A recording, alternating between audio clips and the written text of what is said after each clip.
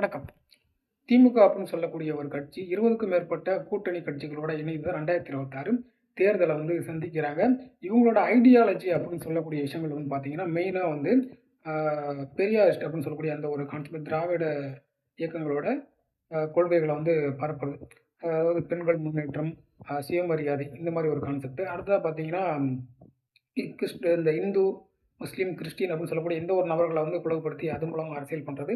அதுக்கு அடுத்ததா பார்த்தீங்கன்னா, தலித் அரசியல பேசி, அது மூலமா அவங்களோட வாக்குகள சேகரிச்சு, அவங்களோட ஆட்சிய தக்க வச்சுக்கிறது. ஸோ இந்த மாரி ஒரு குறிப்பிட்ட ஐடியாலஜிய பேஸ் பண்ணி தான் அவங்க இத்தன நாளா அவங்க அரசியல கொண்டு போயிட்டுருந்தாங்க. ஆ இந்த அரசியலும் அவங்க அப்படிதான் சந்திச்சாங்க. இப்படி இருக்கக்கூடிய சூழ்நிலை என்ன நடக்குதுன்னா, இப்ப 2026 தேர்தல்ல டிவிகே கட்சி மிகப்பெரிய அளவுல வெற்றி பெறுது. அந்த வெற்றி பெற்ற பிறகு பல நபர்களுக்கு சந்தேகம். சந்தேகம் என்ன சந்தேகம் அப்படின்னா, அவங்களுக்கு ஒரு குறிப்பிட்ட அளவிலான மெஜாரிட்டி அவங்களுக்கு கிடைக்கல டிவிகேவுக்கு. இது எல்லாத்துக்கும் தெரிஞ்ச விஷயம் தான். ஸோ அதுக்கு சப்போர்ட் பண்ற விதமா அதிமுக சைடுலருந்து யாரும் சப்போர்ட் பண்ணல. அதே போலவே என்ன நடக்குதுன்னா, பாஜக தரப்புல இருந்து அவங்களுக்கு அந்த கவர்னர் அப்படின்னு சொல்லக்கூடிய நபர் என்ன சொல்றாரு, அழுத்தம் குடுக்குறாரு. நீங்க சீக்கிரமா பதவி ஏத்துக்குங்க அப்படின்னு சொல்லி பதவி ஏத்துக்கல அப்படின்னா கவர்னர் ஆட்சி வரும். கவர்னர் ஆட்சி அப்படின்னாலே அது பிஜேபியோட ஆட்சி தமிழ்நாட்டுக்குள்ள வரதா தான் அர்த்தம் அப்படின்றத புரிஞ்சுக்கிட்ட டிஎம்கே அப்படின்னு சொல்லக்கூடிய கட்சி என்ன பண்றாங்கன்னா, சிபிஐ, சிபிஎம், ஐயுஎம்எல் மற்றும் விசிகே போன்ற கட்சிகள் இவங்க டிவிகே சைடுல ஆதரவு கேட்கறாங்க. அதுக்கு என்ன பண்ற 4 கட்சியுமே திமுகவோட பேசுறாங்க. அவங்க என்ன பண்றாங்க, 4 கட்சியுமே திமுகவோட கூட்டணி கட்சி இல்லையா?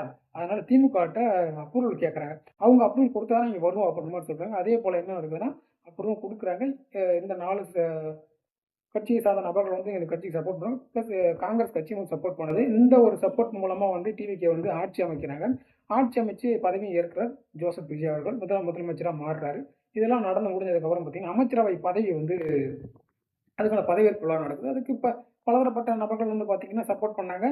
பல நபர்கள் பார்த்தீங்கன்னா, தலித் அமைச்சர்களுக்கு அதிக வாய்ப்பு குடுத்துருக்காங்க அப்படின்றத ஒரு நல்ல ஒரு பாசிட்டிவான விஷயமா பேசியிருந்தாங்க. இது ஒரு புறம் இருக்க, விசிகே கட்சியை சார்ந்த வன்னியரசு அவர்களுக்கு பார்த்தீங்கன்னா, ஒரு குறிப்பிட்ட அமைச்சர் போஸ்டிங் குடுக்குறாங்க. இந்த விஷயம் தான் மறுபடியும் பேசப்படும் பொருளா மாறுது. என்ன அப்படின்னா, திமுக கட்சியை சேர்ந்த ராசா அப்படின்னு சொல்லக்கூடிய ஒரு நபர் என்ன இத குறிப்பிட்டு பேசுறாரு அப்படின்னா, ரொம்ப பச்சையான விஷயம். ஒரு பெண்ணை மையப்படுத்தி எப்படி பச்சையா பேச முடியுமோ, அசிங்கமா பேச முடியுமோ, அதே போல விசிகா கட்சிய பேசியிருக்காரு. விசிகா கட்சி மட்டும் இல்ல, விசிகாவா இருக்கட்டும், ஐயுஎம்எல் அப்படின்னு சொல்லக்கூடிய ஒரு முஸ்லீம் சம்மந்தப்பட்ட கட்சியும் சரி, இதெல்லாம் சேர்த்து வச்சு ஒண்ணா தவறா ரொம்ப கொச்சையா என்ன தவறா பேசியிருக்காரு அப்படின்னா, கல்யாணம் பண்றது ஒரு நபர, உறவு வைத்துக் கொள்வது வேறு ஒரு நபர் கூடவா? அப்படின்ற மாரிலாம் ஒரு தோணியில ஒரு பேசியிருக்காரு. இதான் பார்த்தீங்கன்னா, பல தரப்பட்ட மக்கள் அவங்களுக்கு அவங்களோட எதிர்ப்ப சமூக வலைதளங்கள்ல குடுத்துட்டு தான் இருக்கிறாங்க. ஸோ இப்படி இருக்கக்கூடிய இந்த ஒரு விஷயம் இன்னைக்கு நடந்திருக்கு.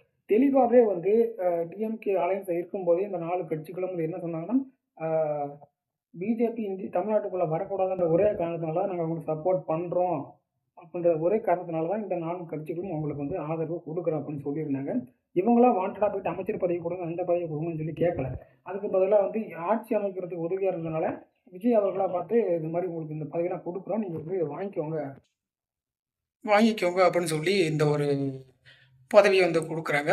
ஸோ இது பார்த்தீங்கன்னா, அவங்களுக்கு ஒரு நல்ல விஷயம் தான். ஏன்னா திமுகவுல கிடைக்காத ஒரு அங்கீகாரம் அப்படின்றது டிவிகே அப்படின்னு சொல்லக்கூடிய ஒரு கட்சியில கிடைக்குது. அப்படி கிடைச்சாலுமே வெறும் 5 வருஷம் தானே அந்த அதிகாரம் அப்படின்றது இருக்க போகுது.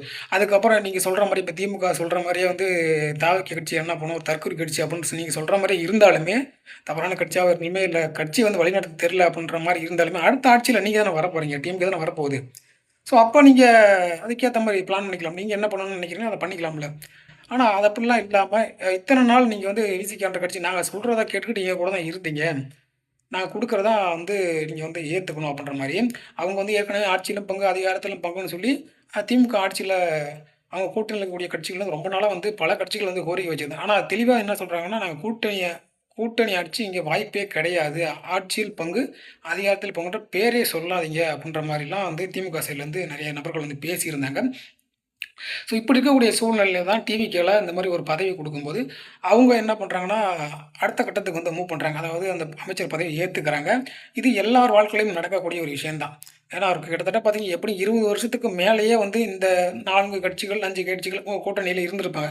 அவங்களுக்கு இத்தன வருடமா நீங்க குடுக்காத ஒரு அங்கீகாரத்த, அவங்களோட மதிப்பு, அவங்கள வேல்யூ பண்ணி டிவிகே கட்சியில ஒரு நபர் ஜோசப் விஜய்ன்னு சொல்லக்கூடிய நபர் வந்து இவங்களுக்கு ஒரு வாய்ப்ப குடுத்துருக்காரு. ஒரு மரியாதைய குடுத்துருக்காரு. ஒரு நல்ல ஒரு அப்ரிசியேஷன் ஒண்ணு சொல்லணும்னு வச்சுக்கங்களேன். ஸோ இத ஏன் வந்து உங்களால அக்செப்ட் பண்ணிக்க முடியல? இத்தன வருஷ காலமா நீங்க வந்து அரசியல்ல இருக்கீங்க. இத வந்து ஏன் உங்களால அக்செப்ட் பண்ணிக்க முடியல? அப்படி இல்லன்னா, நீங்க பயப்படுறீங்களா? ஏன்னா, அ திமுகவுல தலித் அரசியல பேசக்கூடிய மெயினான நபர்ன்னு பார்த்தீங்கன்னா, விசிகே கட்சி தான். சப்போஸ் அந்த கட்சி டிவிகேவுக்கு போயிட்டாங்க அப்படின்னா, இங்க இருக்கக்கூடிய உங்க கட்சியில இருக்கக்கூடிய நபர் யார் வந்து அதுக்கான போராட்டங்கள்லாம் எடுப்பாங்க? இந்த பெரியாரிஸ்ட் மூவ்மென்ட்டு இந்த மாரி விஷயங்கள்லாம் வந்து யார் பண்ணுவாங்கன்ற ஒரு பயமா? ஏன்னா திமுக தரப்புல உதயநிதியோ, இல்ல ஸ்டாலினோ போயிட்டு இந்த மாரி விஷயங்கள்லாம் வந்து பண்றது கிடையாது. அவங்களுக்குள்ள இருக்கக்கூடிய கிளை கட்சிகள், திராவிட இயக்கம் அப்படின்னு சொல்லக்கூடிய ஒரு கட்சியா இருக்கட்டும், முஸ்லீம் சம்மந்தப்பட்ட ஒரு சில கட்சிகள் இருக்கு. அவங்க தான் வந்து அவங்களுக்கான போராட்டங்கள் நடத்துறாங்க. அதே மாரி விசிக கட்சி தான் பார்த்தீங்கன்னா, தலித்துகளுக்கு சம்மந்தப்பட்ட பிரச்சனைகள் வந்துச்சுன்னா, அவங்க தான் அந்த போராட்டங்கள் நடத்துறாங்க. மத்தபடி திமுகன்ற கட்சி பார்த்தீங்கன்னா, அறிக்கை மட்டும் தான் விட்டுட்டு இருப்பாங்க. நாங்க இப்படி வருத்தப்படுறோம், அத பண்றோம், இத பண்றோம்ன்னு. இல்ல இப்படி தான் வந்து அரசியல் வந்து போயிட்டுருக்கு. ஸோ இந்த ஒரு கட்சி முழுவதுமே அங்க போயிரும் அப்படின்ற பயம் உங்களுக்கு இருக்கா?